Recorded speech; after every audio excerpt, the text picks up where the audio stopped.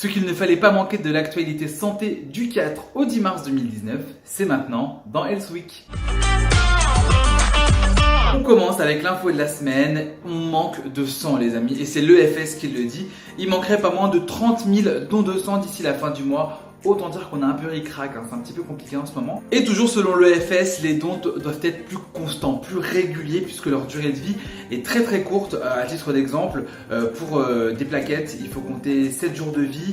Pour des globules rouges, on peut en compter 42. Donc voilà, c'est quand même hyper limité dans le temps. Il nous faudrait donc 10 000 dons par jour pour pouvoir sauver des gens dont aucun autre produit ne peut se substituer au sang.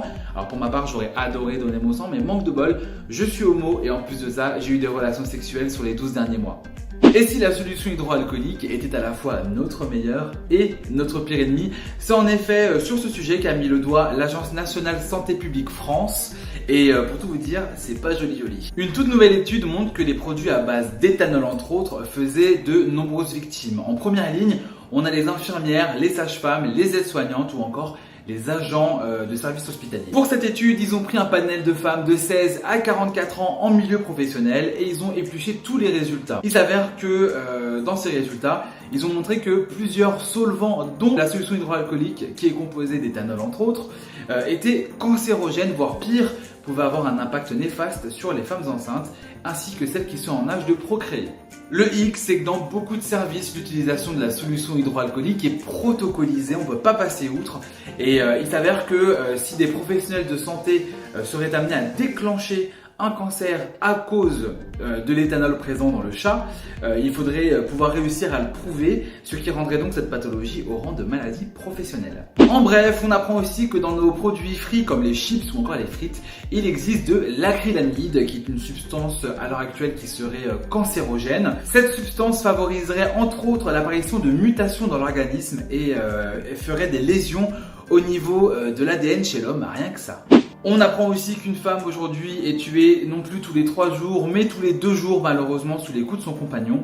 Et on recense pas moins de 119 féminicides conjugaux en 2018. Concernant les patients dialysés, ils passent des heures accordées à des machines pour nettoyer leur sang. Et si les heures peuvent paraître très longues, le prix lui est très coûteux. En effet, selon le Canard enchaîné, il faut compter pas moins de 65 000 € par patient par an, à raison de 40 000 patients dialysés par année en France. Je vous laisse faire le calcul. Enfin, 30 patients qui seraient en hypertension artérielle sous traitement ne feraient pas d'hypertension. C'est un peu la news bizarre, mais en effet, il semblerait que ce soit l'effet blouse blanche qui provoque une hypertension juste avant l'examen fait par le médecin. Donc un petit conseil, soufflez un bon coup, ça va bien se passer. J'espère que ce premier numéro de Health Week vous a plu. N'hésitez pas à me dire ce que vous en pensez dans les commentaires ou sur Instagram, Vocation Soignant. Je me ferai un plaisir de réajuster les choses. En tout cas, c'est un nouveau délire que je viens de me lancer. Ça me plaît vachement. J'espère que ça vous aura plu. Je vous dis à la semaine prochaine.